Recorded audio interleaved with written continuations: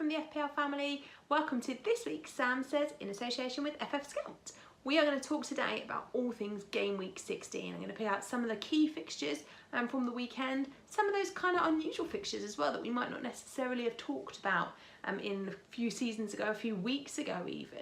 And we're going to have a little think about what we can do to kind of guarantee minutes, if possible, from our players over this festive period where there is going to be rotation. We already saw that in Game Week 16. So talking about rotation, the biggest rotation we saw this weekend came at Anfield with Liverpool resting Trent and Mane.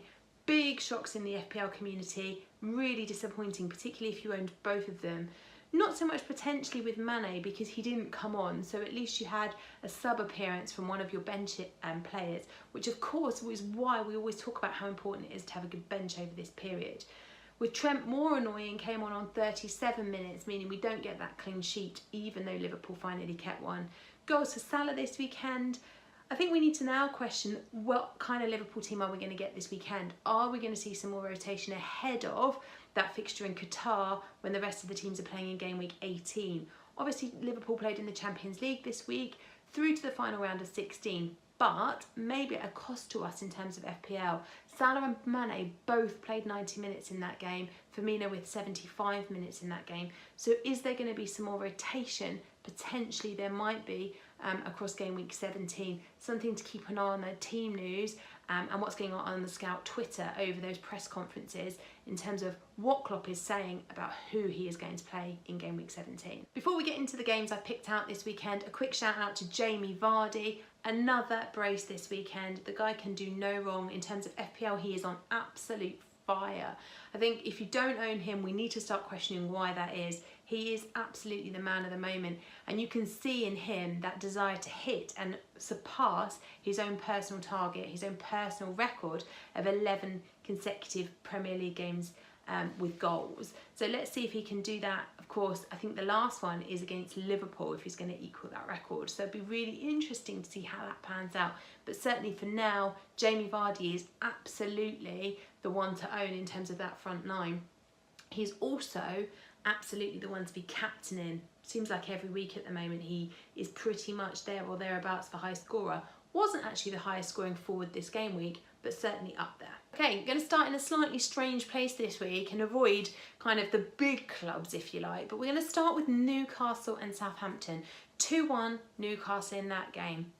I want to start there because having just talked about how good Jamie Vardy is at the moment and how much of a captaincy option and pretty much essential he appears to be right now for us as FPL managers, we should also, in that bracket, have Danny Ings. Now Danny Ings is slowly creeping up there in terms of FPL returns, and he's a player that most of us or a lot of the FPL community overlook. Potentially that's because he's playing at Southampton and they're not in exactly the best form at the moment, but Danny Ings is. If you think about him in terms of just looking at the forwards in the game since Game Week 7, he is second only to Jamie Vardy in terms of goals scored. Jamie Vardy has 13, Danny Ings has 8. So in terms of FPL assets, he's the second best in that game week time period, so from Game Week 7 through to Game Week 16 that we've just had. If we consider him in terms of points per million we need to spend on him, Danny Ings is an absolute no-brainer.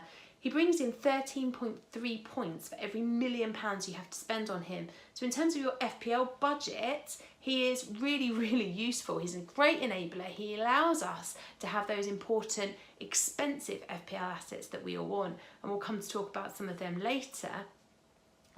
But actually in terms of FPL on his own, we really should be thinking about bringing him in. His XGI isn't hugely great in most games, but he does use the chances that he gets well. He doesn't have a lot of shots, particularly not a lot of shots in the box, and he wasn't even Southampton's higher shots in the box in that game. They came from Bertrand and Long. They had 3 each, whereas Danny Ings only had 2. So it's interesting to note that actually because he doesn't have a lot of shots, that means he doesn't have a lot of off-target shots, meaning that his bonus points creep up and creep up. So as soon as he gets those attacking returns, you're almost guaranteed to get some bonus points from him, as we saw in this game, even when Southampton lost. Other players of note in that game, Bertrand, he was top for XGI in that game. James Ward-Prowse, top for chances created with 3. In terms of Newcastle, slowly but surely Shelvey is starting to creep back into people's thinking, or maybe he at least should be creeping back onto your radar of players to consider getting in, particularly when we think about, and we've just spoken at the beginning about how intense this festive period is and how difficult it is in terms of rotation. Obviously Shelvey just coming back, so we would expect him to be a little bit more consistent maybe. You know, we've had 3 returns in 3 Premier League games for John Joe Shelvey. He's looking really promising at the moment, maybe one that we should be thinking about. All right, moving on to the second game I've picked out then. One that was a really, not a hugely great game to be honest. West Ham versus Arsenal, a London derby. West Ham going 1-0 up and ending up losing the game 3-1. Now, in terms of FPL, it was not the best game ever. West Ham looking decidedly off it again. In fact, both sides, apart from a 10-minute spell for Arsenal in the second half where they were really promising and really good, the rest of the game was a bit of a damp squib, to be honest. West Ham assets, very, very difficult to own any of them right now. Ogbonna obviously with the goal in this game, but it's really hard to pick out a West Ham player and think that they will be good value and good use of your fancy pounds right now.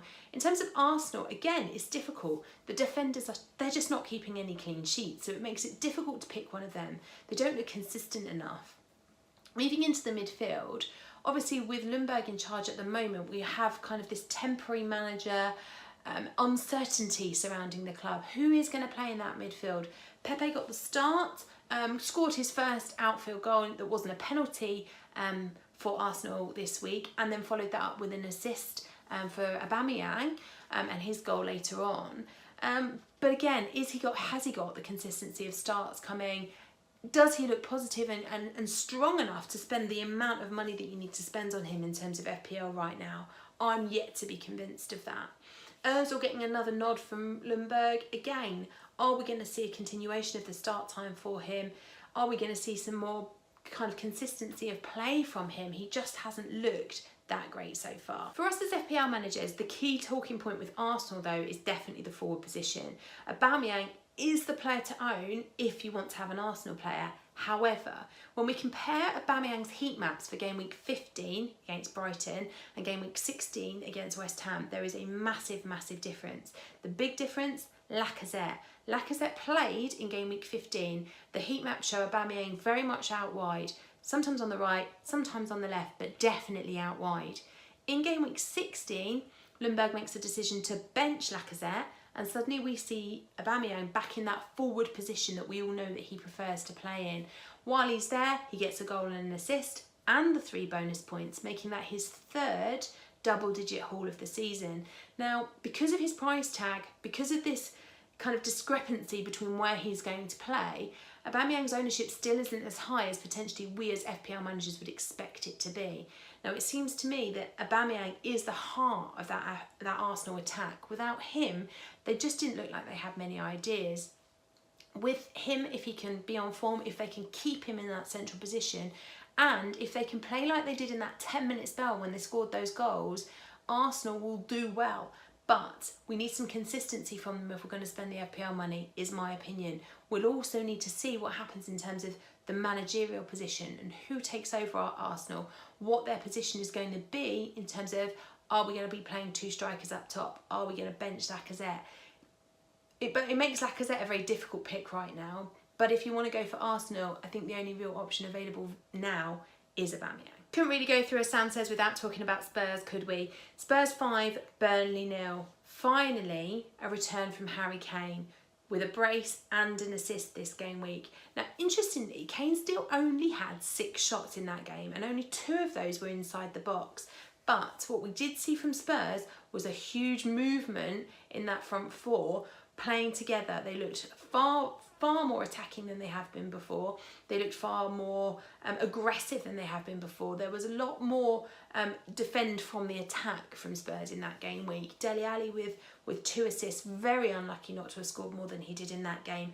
Lucas Moura looked excellent in that game with a goal, making himself a bit more of an FPL asset at the moment. He is a lot cheaper in terms of price that you got to buy him for than his midfield counterparts, especially Sonny, who is significantly more expensive, and Dele Alli, who is more. You could also go cheaper than Lucas Moura and look to Sissoko, who at 4.9 looks like an FPL bargain if he is going to continue on the form that he has been. Although his returns of late, it took him 4 years to do the returns that he's done under Mourinho, under Pochettino. So are we going to see this continue? It's a wait and see, I think. I don't necessarily think that we should all be backing on Sissoko at the moment, because we don't have a history of him scoring regularly.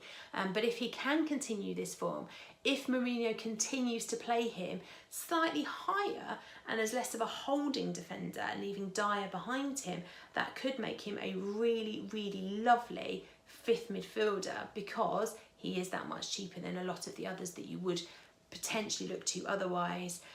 I don't think it necessarily matters at the moment. If you look at the stats, it was all about Son in that game for sure. He was definitely kind of the one that was out there making the most chances, taking the most opportunities in terms of shots on the box, that kind of thing. And obviously had a complete wonder goal that he made all by himself really, although Vertonghen did get the assist from it. I think we should also mention at this point the clean sheet for Spurs. That did mean that the likes of Aurier, who has become much more of an interesting fantasy asset, he was also unlucky not to get some attacking returns in that game, so he could be a decent option, particularly after we get past the Chelsea and Wolves fixtures that Spurs have coming up. We should also consider Vertonghen, who got an assist. It was definitely an FPL assist potentially more than it was a proper assist, because that was pure skill from Son, and it definitely single game attack from him. Interesting from Spurs, Gazaniga obviously making himself again come up in that conversation about if we're going for cheap defenders and cheap goalkeepers, should we be looking at one of those Spurs options? He's definitely put himself in the market if you're looking for a replacement from Nick Pope. Nick Pope's returns in the last 2 weeks for Burnley have been awful, and conceding 5 goals in Gameweek 16 is going to do him no favours in terms of his FPL ownership. I think there are a lot of really good better defences out there at the moment who will protect their goalkeeper better than Burnley are doing with Nick Pope right now. At the beginning of the season, it was all about Ashley Barnes and Chris Wood. We were talking about how great they were as enablers, but there are definitely better enablers. I've already spoken about Danny Ings. He is definitely one of them. Even Diego Jota piping up with 2 goals this week. So we should be maybe looking at one of those guys instead of spending that cheap third striker position on the likes of Wood. It just doesn't seem to be enough from Burnley right now to buy any of their assets. A little word of caution though, if you are thinking about Harry Kane and whether we should bring him in over Christmas, Troy Parrott did make his Premier League debut for Spurs at the weekend at 4.9 million if you're thinking about a real cheap bench option in terms of FPL. Mourinho has come out and said he wants to give Parrott minutes, and he does see him as being able to play when Kane needs a rest. So with a busy festive period plus a Champions League game on Wednesday evening, maybe we might see Parrott getting some more minutes. Okay then, in terms of FPL assets that we should maybe talk about across the other games, blanks again for Raheem Sterling and KDB. They are looking incredibly difficult to hold right now given their price tags and given the performances that Manchester City are putting in. There are so many good options out there right now, none less than the Spurs ones we've just talked about. For me, it's very hard to consider owning more than one Manchester City asset right now. Potentially there is always an opportunity with Manchester City that they score goals, but they just don't look on good enough form right now to spend the amount of money that we need to spend on KDB and on Sterling. I think there are better, and I talked about this in last week, Sam says, the cheaper Manchester City assets outperformed them last week. This week, nobody performed very well for Manchester City, so we do and we should think about whether they are right to be spending that much money on. Likewise, Pulisic at Chelsea, 4 blanks on the bounce now. Before that, we did have a really good run from him where he scored 29 and 8 points. So we shouldn't forget that, but his last 4 games have just not been great. Chelsea playing in the Champions League on Tuesday evening. Interesting to see what happens in that game and whether Pulisic gets any attacking returns. He looked incredibly tired in the game at the weekend. I wouldn't be at all surprised to see him getting benched soon, particularly now Callum Hudson-Odoi is back and available for selection again. We might see a little bit of rotation with him, and potentially we should bracket Mount in with that as well over this Christmas period when the fixtures are very, very congested and Chelsea just haven't looked great. particularly against Everton this weekend. On the flip of that, one player that we should definitely be thinking about bringing into our fantasy football teams is Rushford. Not just thinking about it, probably doing it. It's coming at a time where Rashford is on an absolutely ridiculous run of form. In the last 5 game weeks, he scored 5, 11, 5, 13 and 9 points. Now this comes at a time where Manchester United are starting to rebuild and they're starting to look like a decent option again. This week, we've seen Manchester United play twice, once against Spurs, once against Manchester City. Both games that potentially there was a fear that they might not get any points from. Particularly that Manchester City game in game week 16. But they won both of them, took all 6 points, and Rashford was absolutely at the heart of that. Now, as FPL managers, we should also be incredibly pleased that against Spurs in game week 15, Martial didn't play, and yet Rashford still returned, because in previous game weeks where Martial hasn't played, that's meant that there have been less attacking returns, and it has made Manchester United less good in terms of FPL assets for us. If you're a Martial owner, again, it's a bit of a worry. Another niggly injury that's kept him out of a game. It's difficult because he's taking out one of your midfielder spots. There are so many good options in midfield right now, so many players performing really well. We could go Rashford instead. All right, he's going to take one of your forward spots, but we are probably going to get a lot more game time out of Rashford over the next few weeks than we are Martial. That's how it appears anyway with Martial's injuries and his kind of risks of missing out on games, particularly as Solskjaer doesn't seem to tell us about Martial's injuries until very, very last minute when we can't do anything about them. Rashford is absolutely one that we should be bringing in, or at least putting on our radar for game week 18. Alright guys, that's it from me this week. I'll be back after game week 17 with a roundup of all things game week 17, thinking about the key games from the scout notes. If you want to go and read more about all of the games from game week 16 before you make your transfers in for game week 17 and before you make your captain's decisions, go and read through the scouts notes. Have a little watch of the captain's video, which is out on our YouTube channel right now. Before you go, leave us a like, subscribe if you haven't already done so, and I will see you next week. Bye guys.